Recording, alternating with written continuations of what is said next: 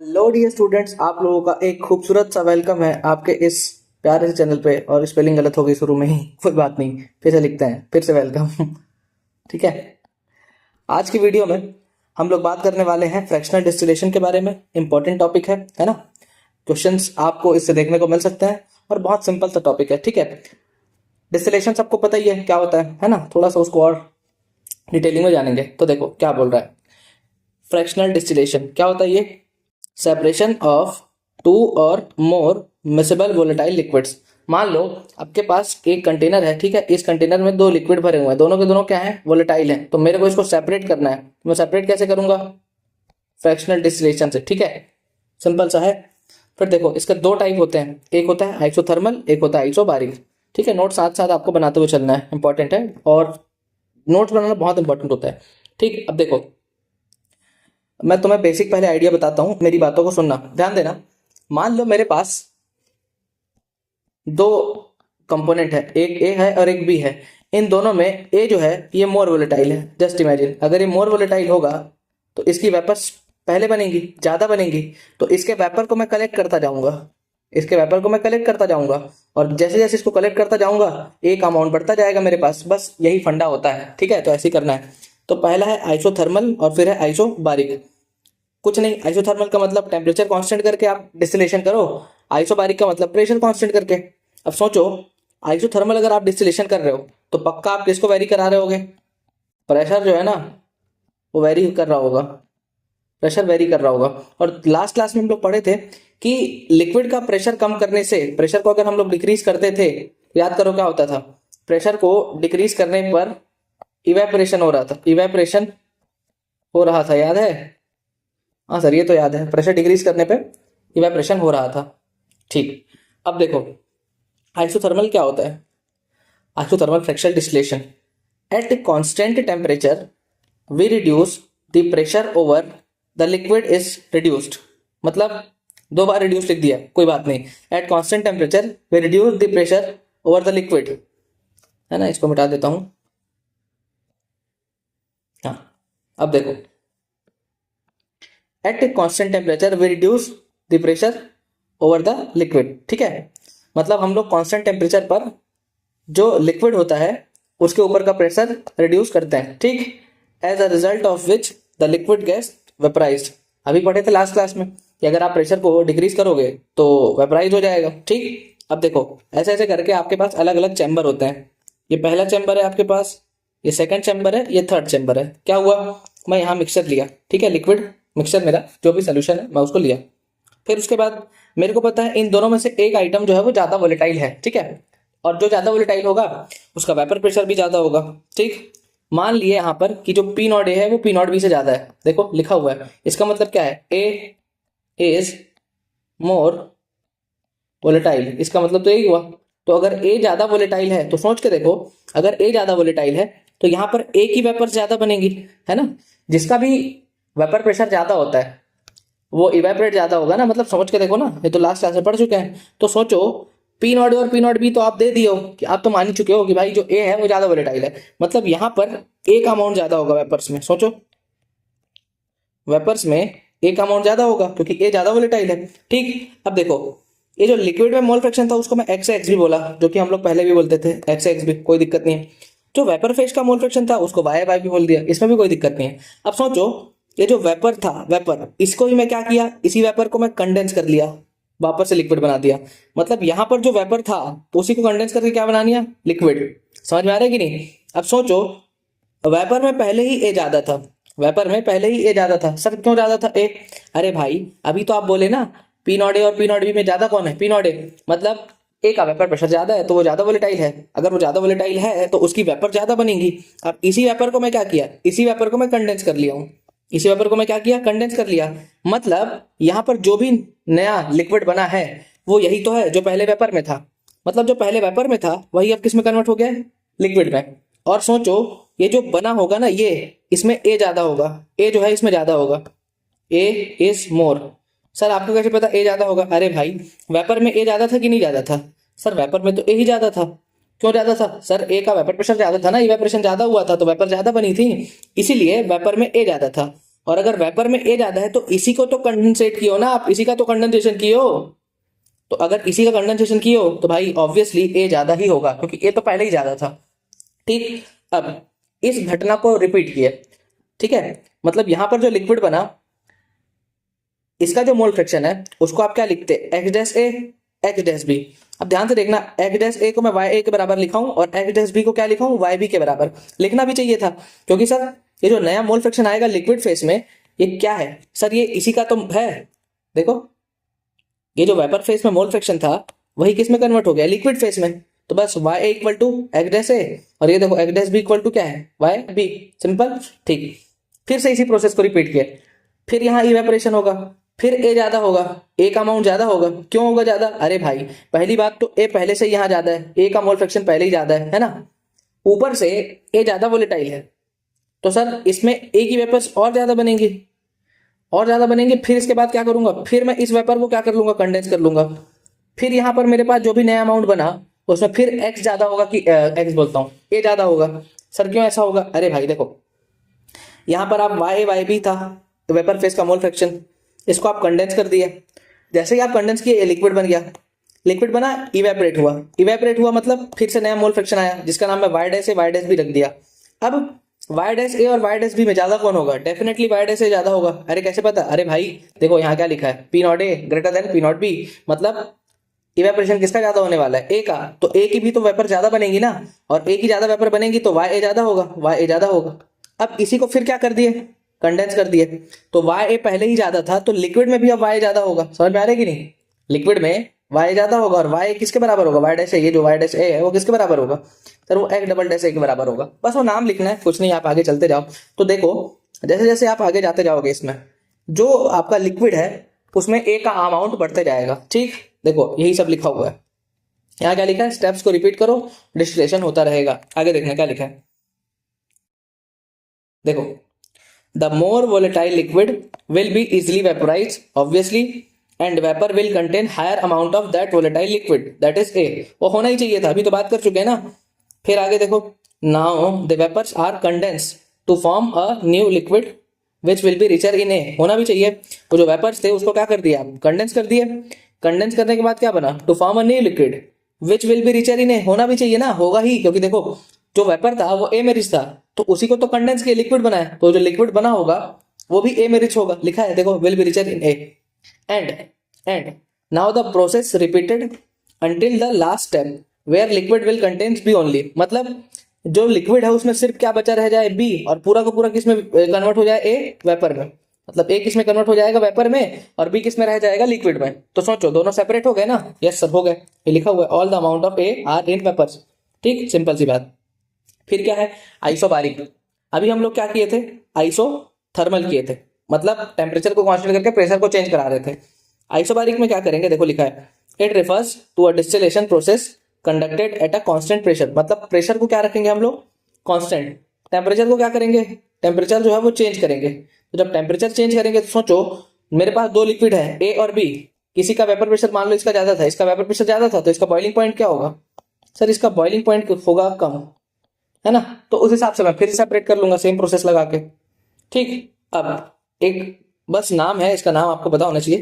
क्या लिखा हुआ है, ये लिखा हुआ है न्यू लिक्विड फॉर्म्ड, मतलब जो नया लिक्विड बना ना उसको बोलते हैं कंडेंसेट। क्या है कंडेंसेट, ये है कंडेंसेट। ये नया लिक्विड जो बना, पहले इवेपोरेशन हुआ, ये जो था मोल फ्रैक्शन वेपर फेस का, उसी को किस में कन्वर्ट कर दिए, अगले वाले के लिए लिक्विड बना दिए, उसी को कंडेंस करके। इसको क्या बोलते हैं, कंडेंसेट। और जो बच गया उसको क्या बोलेंगे, रेसिड्यू। तो ये हो जाएगा इसका रेसिड्यू, और ये क्या हो जाएगा, कंडेंसेट। अब ये नया वाला कंडेंसेट होगा और ये नया वाला रेसिड्यू। समझ में आ रहा है कि नहीं, हाँ। चलो यार एक सवाल देखते हैं, ठीक है, क्या बोल रहा है। P not A 300 torr, P not B 100 torr, ठीक है। आइसोबारिक डिस्टिलेशन है, ठीक है।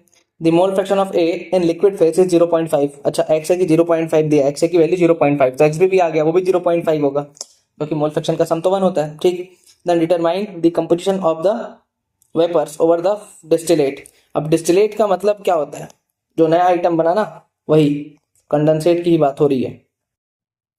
डिस्टिलेट को क्या बोलोगे भाई, कंडेंसेट ही होता है। ठीक, अब ध्यान देना, सॉल्व करते हैं सवाल। देखो पी नॉट ए आपको दिया है 300 टॉर, पी नॉट भी कितना दिया है 100 टॉर।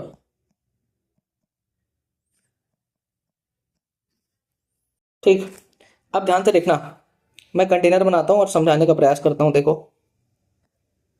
ये सीधा तो बनेगा नहीं, ठीक है जैसा भी बने मैनेज कर लेंगे।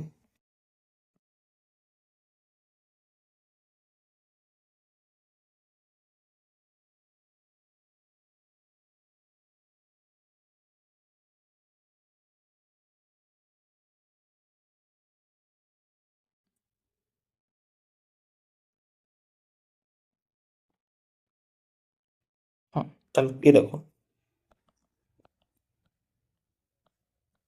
यहाँ पर भरा होगा आपका सोल्यूशन, ठीक है। इसमें जो मोल फ्रैक्शन है वो है 0.5 दिया है, तो एक्स भी अपने आप क्या आ जाएगा 0.5। यहाँ पर कुछ ना कुछ इसकी वेपर्स बन रही होंगी, कुछ ना कुछ वेपर बन रही होंगी, ये वेपर कंडेंस हुआ होगा और यही वेपर किस में कन्वर्ट हो गया होगा सर, यही जो वेपर है ना, यही वाला वेपर, यही किस में कन्वर्ट हो गया होगा, इसके इसके इसके इसके इसके इसके इसके इसके अगले फेज के लिए लिक्विड बन गया होगा। समझ में आ रहा है क्या बोल रहा हूँ, मतलब यहाँ पर की जो वेपर्स थी उसी को तो आप कंडेंस किए, कंडेंसेशन, तो इसी को आप कंडेंस किए हो तो ये नया लिक्विड बन गया। अब ध्यान से देखना, डिफाइन करने वाला हूँ कुछ कुछ चीजें, ठीक। हवा में क्या होगा, हवा मतलब वेपर फेज, यहाँ पर वाई ए और वाई बी होगा, यहाँ पर होगा एक्स डैश ए और वाई डैश ए, सॉरी एक्स डैश बी, ये दो चीजें होंगी। लिक्विड फेस में तो एक्स से ही दिखाते हैं ना, लेकिन जो एक्स डैश से होगा वो डेफिनेटली वाई ए के बराबर होगा और जो एक्स डैश भी होगा वो वाई बी के बराबर होगा। कंफर्म, कंफर्म कैसे पता सर, ये जो वाई ए वाई बी था इसी को तो कन्वर्ट किए हैं ना, ये जो वाई ए वाई बी था इसी को तो कंडेंस करके लिक्विड बनाए हो, तो वाई ए और वाई बी को कंडेंस करके लिक्विड बनाओगे आप, तो ये जो मोल फ्रैक्शन है और ये जो मोल फ्रैक्शन है सेम ही तो आना है। हाँ सर एकदम सही बोले। अब कुछ कुछ चीजें और बता रहा हूँ, ध्यान देना। यहाँ पर फिर से इवेपोरेशन होगा, ठीक है, यहाँ पर भी वेपर्स आएंगी और यहाँ पर जो वेपर्स आएंगी उसका नाम मैं दे देता हूँ वाई डैश ए और वाई डैश बी, ये दो वेपर्स यहाँ पर भी बनेंगी, बनती हुई दिख रही है मतलब। अब ध्यान देना, आपको क्या निकालना है, आपको निकालना है composition of the vapours over the distillate. देखो लिखा हुआ है composition of the vapours over the distillate, मतलब वेपर का कंपोजिशन निकालना है, मतलब वाई वाला आइटम निकालना है, वाई वाला ओवर द डिस्टिलेट। और डिस्टिलेट क्या है, ये है सर डिस्टिलेट, इसी को तो कंडेंसेट या डिस्टिलेट बोलते थे। और सर ये जो बच गया इसको क्या बोलते हैं सर, ये तो रेसिड्यू है। तो निकालना किसके ऊपर है, कंडेंसेट का, मतलब अपने को ये निकालना है वाई डैश ए वाई डैश बी। समझ में आया कि नहीं, क्योंकि इसके ऊपर का जो वेपर है वो क्या है वाई डैश ए वाई डैश बी, तो यही अपने को निकालना है। तो चलो सॉल्व करते हैं सवाल को, ठीक सिंपल सवाल है। ध्यान देना, अगर मैं तुम्हें टोटल प्रेशर पूछूं पीटी, डायरेक्ट निकाल लोगे सर, ये तो होता है P not A x A plus P not B X B, हाँ सर यही होता है। तो टोटल प्रेशर देखो निकालो, पी नॉट ए की वैल्यू क्या है सर, पी नॉट ए दिया है 300, x A sir 0.5 plus P not be sir ये 100 दिया था और एक्स बी कितना है ये भी 0.5 होगा, तो टोटल प्रेशर की वैल्यू आ रही है 200, ठीक। अब राउट इक्वल टू डाल्टन कर दो, क्या कर दो राउट इक्वल टू डाल्टन, बस तो खत्म हो गया। कैसे, ध्यान से देखना सर, अगर मैं राउट इक्वल टू डाल्टन करता हूं तो ये कुछ ऐसा दिखेगा, P not A x A is equals to mole fraction of A in vapour phase into total pressure. हाँ सर यही होने वाला है, इसी को आगे बढ़ाते हैं, ध्यान देना। पी नॉट ए एक्स ए समझ में आ रहा है कि नहीं, मतलब ये वाला जो प्रेशर है, ये वाला जो प्रेशर है ये मैं किससे नापा राउट से, और ये किससे मैं नापा डाल्टन से, याद आ रहा है, P not A x A Y into P T, mole fraction into total pressure, यही तो लिखा है, ठीक है सर। अब ध्यान देना, P not A x A, P not a की वैल्यू कितनी है सर, ये है 300 इंटू एक्स ए की वैल्यू कितनी है सर 0.5 अपॉन पीटी, पीटी को भी नीचे भेज देता हूं तो वाई आ जाएगा, तो पीटी जो था सर पीटी था 200 इस इक्वल टू क्या आ गया सर, ये आ गया वाई ए, ठीक। सर वाई ए मेरे पास आ रहा है 3/4, देखो ये आ गया 3/4, तो वाई की वैल्यू क्या आ गई, वाई आ गया 3/4, तो वाई बी क्या आएगा सर, वाई बी आएगा 1/4, ठीक, क्योंकि मोल फ्रैक्शन के सम की वैल्यू 1 होनी है, 1 में से माइनस करके निकाल लिया। सर वाई भी आ गया, मतलब मेरे पास एक्स डैश से एक्स डैश भी आ गया, इसका मतलब तो यही हुआ। हाँ सर, अब क्या करें, फिर जुगाड़ लगाओ अगले के लिए, मैं सेकंड टाइम लगा रहा हूँ, सेकेंड टाइम क्या पीटी इक्वल टू क्या होगा, P not A x A, लेकिन इस बार x dash A plus P not B x dash B, मतलब अपने सेकंड चैम्बर के लिए, सेकंड चैम्बर के लिए। तो देखो क्या आ रहा है, पी नॉट ए की वैल्यू तो 300 ही है सर, एक्स डैश ए है सर 3/4, और सर एक्स डैश बी जो है वो है, पी नॉट बी तो खैर 100 है, और एक्स डैश बी है सर 1/4।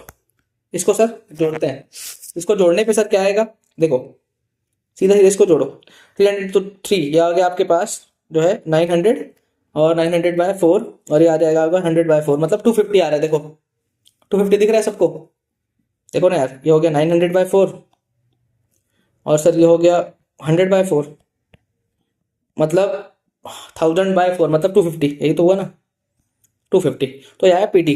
अब ध्यान से देखना, मैं फिर राउट इक्वल टू डाल्टन करने वाला हूँ, तो राउट इक्वल टू डाल्टन जब करूंगा तो फिर वैल्यू क्या आ जाएगी सर, अब आप कर लो P not A x dash A is equals to y, देखो एक्स डैश है ना, हाँ, इज इक्वल्स टू क्या आ जाएगा, y dash A into P T, यही तो होगा। देखो सेकंड चैम्बर के लिए अगर आप राउट से लिखोगे तो ये आएगा, और डाल्टन से लिखोगे तो ये आएगा। देखो सेकंड चैम्बर में मोल फ्रैक्शन क्या है, सेकंड चैम्बर में sir mole fraction x dash A है और एक्स डैश बी है लिक्विड फेस में। तो राउट से अगर मेरे को लिखना है तो मैं लिखता P not A x dash A, यही लिखता P not A x dash ए।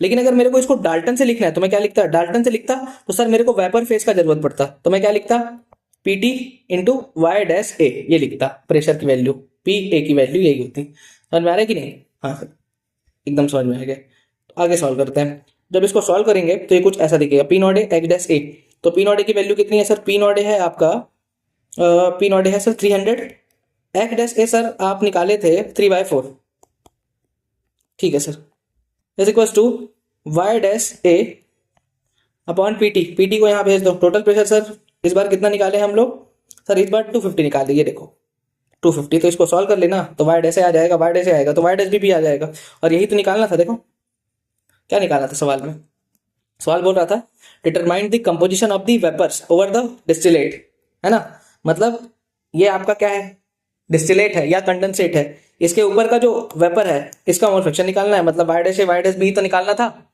हाँ सर समझ में आया।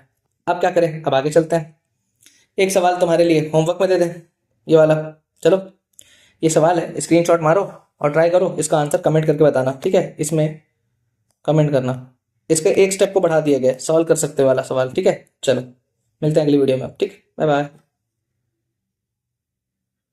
अरे बाय नहीं, अभी जो है मैं एक टॉपिक तो पढ़ाना ही भूल गया था, देख रहे हो ये वाला, रुक जाओ भाई रुक जाओ, बाय नहीं है अभी।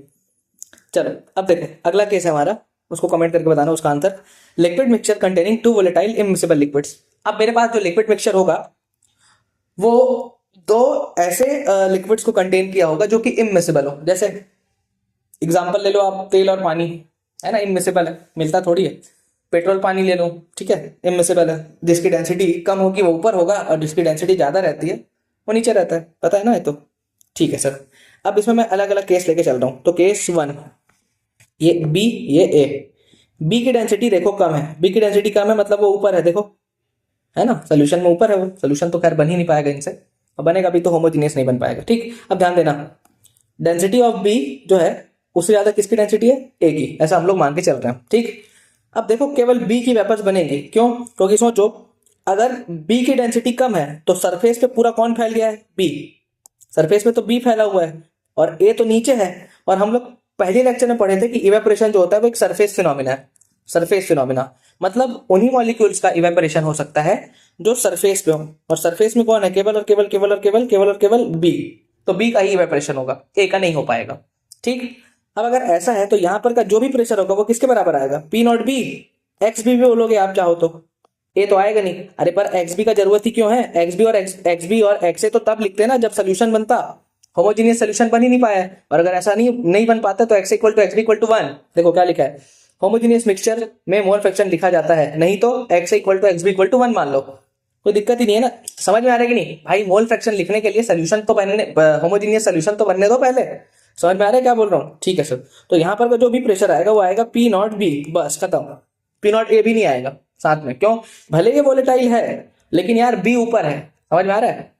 और बी अगर ऊपर है तो ए की वेपर्स नहीं बन पाएंगी, और ए की वेपर्स नहीं बन पाएंगी तो ए का वेपर प्रेशर भी कोई मतलब नहीं है, लिख के, ठीक है। अब चलना आगे, ध्यान देना। अब क्या कर रहा हूं मैं, इसमें एक ले लिया, क्या बोलूं इसको, मथानी, ऐसे दाल वाल मिलाने का रहता है ना घर में, वैसी टाइप का। इसको मैं मिक्स करते जा रहा हूँ, मिक्स करते जा रहा हूँ, मिक्स करते जा रहा हूँ, मतलब ये गोल गोल घूम रहा है, देखो ऐसे। तो जो लिक्विड है ना, ये पूरा मिक्सिंग मिक्सिंग मिक्सिंग जैसा फीलिंग दे देगा। मतलब अब यहाँ पर लेयर नहीं बन पाएगी, जैसे यहाँ पर देखो लेयर बनी हुई है, ये देखो एक लेयर, इसके नीचे कौन है, इसके नीचे ए है और ऊपर बी है, लेकिन यहाँ पर लेयर नहीं बन पाएगा। सर क्यों नहीं बन पाएगा लेयर? अरे भाई लेयर इसलिए नहीं बन पाएगी क्योंकि यहाँ पर तो आप गोल गोल घुमा रहे हो इसको, समझ में आ रहा है कि नहीं? हाँ सर। अब देखो क्या लिखा है, अब दोनों की वेपर्स बनेंगे, अब दोनों की वेपर्स बनेंगे इफ बोथ आर वोलेटाइल, ठीक। ऑब्वियसली अब क्योंकि सरफेस पे तो ए के भी मॉलिक्यूल्स आ जाएंगे और बी के भी मॉलिक्यूल्स आ जाएंगे, और अगर दोनों के मॉलिक्यूल आ जाएंगे तो दोनों का इवेपोरेशन हो सकता है, सिंपल सी बात है, ठीक। लेकिन मोल फ्रैक्शन नहीं लगेगा। क्यों नहीं लगेगा भाई? मोल फ्रैक्शन लगाने के लिए होमोजीनियस मिक्सचर बनना चाहिए, होमोजीनियस मिक्सचर बना ही नहीं है आपका, इमिसिबल लिक्विड ले रहे हो आप। तो जो प्रेशर आएगा वो क्या आएगा, P not a plus P not be, ये आएगा total pressure. Mole fraction define करने की जरूरत ही नहीं है क्योंकि आपका होमोजीनियस मिक्सचर बना ही नहीं। समझ में आ रहा है कि नहीं? तो पी इक्वल टू क्या आ जाएगा, P not a plus P not be, इसको ध्यान देना, ठीक। फिर क्या लिखा हुआ है देखो, since the vapour pressure of the mixture is greater than the vapour pressure of both A and B, so the boiling point of the mixture will be lower than any of the component. इसका क्या मतलब हुआ, जो vapour pressure आया, जैसे P की value, ये mixture की वैल्यू क्या आ रही है, P not a plus P not be. अरे भाई ये डेफिनेटली पी नॉट ए से तो ज्यादा ही होगा, ये डेफिनेटली पी नॉट बी से तो ज्यादा ही होगा। देखो जोड़ रहे हो ना इसमें कुछ कुछ, हाँ। मतलब जो मेरा वेपर प्रेशर है सोल्यूशन का, वो पी नॉट ए और पी नॉट बी दोनों से ज्यादा है। इसका मतलब मेरे सोल्यूशन का, बार बार सोल्यूशन बोल रहा हूँ, बोलना नहीं चाहिए क्योंकि इमिसिबल लिक्विड है, तो मेरा जो इमिसिबल लिक्विड है उसका बॉइलिंग पॉइंट इन दोनों से कम आएगा, इन दोनों से कम आएगा। कैसे सर? सर अभी थोड़ी देर पहले बोले इसका जो प्रेशर है वो ज्यादा आएगा। क्यों? क्योंकि वैल्यू क्या है, P not a plus P not be, तो ये डेफिनेटली ज्यादा है, किससे? पी नॉट ए से भी ज्यादा है, और ये पी नॉट बी से भी ज्यादा है। कैसे पता? अरे जोड़ रहे हो, देखो ना, पी नॉट ए से बोलोगे तो पी नॉट बी जोड़ रहे हो, ठीक है, हाँ। मतलब इसका प्रेशर अगर ज्यादा है आपके मिक्सचर का, तो बॉइलिंग पॉइंट तो कम हो जाएगा ना, वेपर प्रेशर ज्यादा तो बॉइलिंग पॉइंट कम, पहले ही पढ़ चुके हैं तो वही बोल रहा है, देखो, ठीक। अब डाल्टन लॉ लगा रहा हूं, पी ए लिखना है तो होगा सर वाई ए इंटू पी टी, ठीक। पी नॉट ए लिखना है तो वाई इंटू पी टी। ये कैसे किया? अरे जादू देखो, पी ए इक्वल टू क्या होगा, पी ए इक्वल टू होगा sir P not A x A, पर एक्स ए इक्वल टू 1 लेना है, आपका मिक्सचर होमोजेनियस थोड़ी ना है। तो पी ए इक्वल टू जो है पी नॉट ए हो जाएगा क्योंकि एक्स ए तो 1 हो गया, तो पी ए की जगह मैं सीधे क्या लिख दिया, पी नॉट ए, ठीक। तो पी नॉट इक्वल टू क्या आ जाएगा, Y into P T, P not equal to Y into P T. Similarly P not B के बराबर की वैल्यू किसकी होगी, Y B into P T, same है। अब दोनों डिवाइड मारोगे तो P not A upon P not B equal to क्या आ जाएगा, Y A upon Y B, ठीक। और आप चाहो तो यहाँ से वाई वाई बी निकाल सकते हो। कैसे? देखो, वाई ए निकालना है अगर आपको तो पी टी को भेज दो इधर डिवाइड में नीचे, तो P not A upon P T ये आएगा, P not A upon P T. और पी टी की वैल्यू क्या है सर, पी टी की वैल्यू हो क्या है, ये यहाँ लिख दो ना, P T, P not a plus P not be, यही तो था पी टी, शुरू में लिखा है, देखो ये देखो, ठीक है सर। तो ये भी निकाल सकते हैं, समझ में आया? ठीक है सर, समझ में आ गया। अब एक क्वेश्चन बना लेते हैं। क्वेश्चन क्या है देखो, हाँ, क्वेश्चन बोल रहा है a liquid mixture of to immiscible liquids, कौन कौन है, नाइट्रोबेंजीन है और वाटर है, ठीक है, nitrobenzene and water, boiling at 99 degree Celsius, has partial vapour pressure, दिखा है क्या, हाँ देखो, 733 mm and that of nitrobenzene is 27 mm। मतलब जो पानी है उसका vapour pressure, partial vapour pressure आपको दिया है, जिसकी वैल्यू कितनी है 733, और इसकी कितनी है 27 नाइट्रोबेंजीन की, ठीक। चलो सॉल्व करते हैं, एकदम सिंपल सवाल है। तो आपको क्या क्या दिया है क्वेश्चन में, देखो, हाँ, पी नॉट ऑफ H2O जो है कितना दिया है आपको 733, पी नॉट ऑफ आपको NO2, NO लिख दो क्या, नाइट्रोबेंजीन को N भी लिख लेते हैं, नाइट्रोबेंजीन को, इसका कितना दिया है 27, ठीक। अब क्या बोल रहा है सर, अब ये बोल रहा है कि मास रेशियो निकालना है। हाँ तो रेशियो तो अपने को एक चीज पता है, अभी थोड़ी देर पहले पढ़े, P naught upon P naught E किसके बराबर आएगा, वाई अपॉन वाई बी के, ठीक है सर। तो लिख लेते हैं P not of H2O upon P not of NO, ये किसके बराबर आएगा सर? ये आएगा y of H2O upon y of NO, ये तो आएगा सर, इतना तो मैं देख रहा हूँ।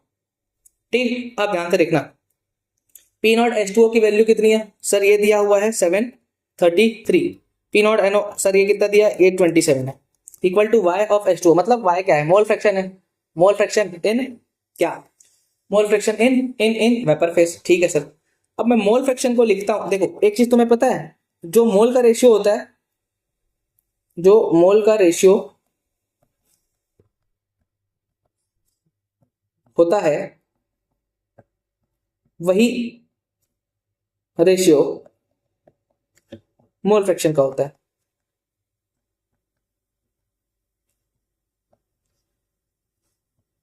ये बात पता है कि नहीं?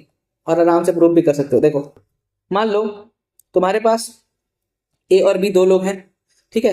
X A upon x B आपको लिखना है। क्या लिखना है? X A upon x B. तो x A upon x B क्या होगा सर? ए का mole, number of moles of A upon number of moles of A plus number of moles of B.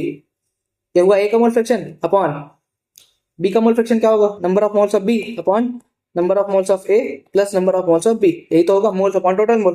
Na plus NB cut जाएगा, तो यहाँ से क्या आया सर? यहाँ से आ गया Na अपॉन एनबी, मतलब जो मोल का रेशियो है वही मोल फ्रैक्शन का रेशियो है। तो यहाँ y ऑफ H2O को क्या लिख सकता हूँ मैं? मोल्स ऑफ H2O, मतलब number of moles of H2O upon number of moles of NO।